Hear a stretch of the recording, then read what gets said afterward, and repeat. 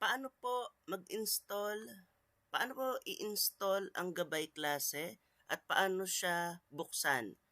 Yun muna po ang una natin at pinaka-basic natin na dapat gawin. Kung natanggap na po natin yung link, click po natin yung link. And then makikita po kayong blue dito. Couldn't preview, wala pong problema po yan. Basta nakikita nyo po yung blue na download, okay po yan. Alin man sa dalawa, meron dito tayong download dito sa taas at meron din tayong download sa gitna. Click po natin to. And then wala rin pong problema dito at naninigurado lang ang Google Drive sa mga dina-download natin. Click lang po natin yung download anyway. Once na ma-download po natin yan, hintayin lang po natin na matapos. Pero take note, once na matapos po ito, huwag nyo pong i-click kagad yung file. Pumunta muna po kayo sa folder or hanapin nyo po sa download. Pindutin natin yung folder. Ayan. Siguro para hindi kayo maguluhan, i-copy nyo muna yung folder sa kung saan kayo maalwan. Paste nyo muna sa desktop. And pansin nyo po ba yung folder ay naka-zip? Ay parang merong zipper. Ang tawag po dyan ay zip file. Yung pangkaraniwang pong folder o file folder ay wala pong ganyan. Kaya caution po na bawal pong bigla na lang i-click, double click kaagad yung file at i-open dahil hindi po basta-basta gagana yon. At kailangan nyo muna pong i-right click, i-unpack muna po natin yung file o i-unzip muna po natin gamit ng extract all or kung meron kayong WinRAR, gamitan nyo po ng WinRAR. Pero kung ito lang po meron kayo, pwede nyo na pong i-click yung extract all. And then click extract at bubuo na siya ng folder. Actually, automatic na po siyang lalabas. Pero hindi po sa lahat ng computer, bigla na lang lilitaw yon. Balik tayo, kung hindi sakaling lumitaw yung ganong part, lalabas po siya kung saan kayo nag-extract, which is dun sa pinag-extractan nyo sa desktop. Halimbawa lang po yon. Hanapin nyo yung folder na naka-unzip.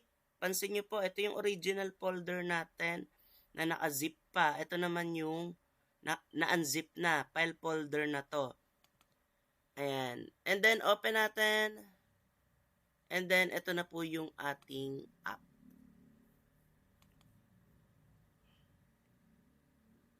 And then, kung lumabas po ito, double click lang po natin yung app natin, ha. If ever na lumabas po ito, more info po, and then run anyway. And then click OK. Okay. Ayan na po yung ating app.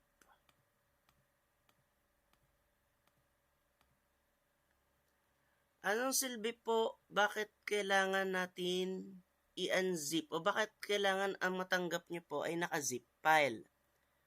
Kapag ganito po kasi yung nakalagay sa yung nakabukas na folder, ang nakalagay sa drive o sa link na pinasahan ng owner, ay ang tendency po, kalat-kalat po siya na katulad nito. Sabog-sabog yung files, tapos hindi maiintindihan ng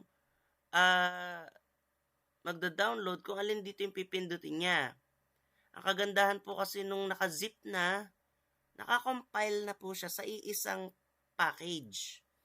Ayan, na-download mo na lang na hindi ka na mahihirapan pang isipin kung ano yung ida-download mo dito.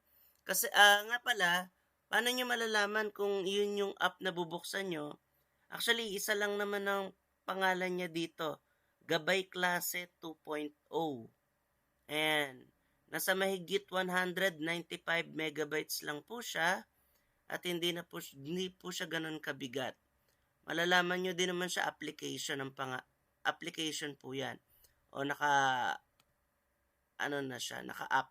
Para mas lalo nyo makita is i-ano nyo po, i-display nyo po ng kita yung mga items. Ayan. Siya lang naman po yung meron dyang pangalan, name, na gabay klase 2.0. Wala na po kayang iba pang bubuksan pa, kundi ito. Ayan.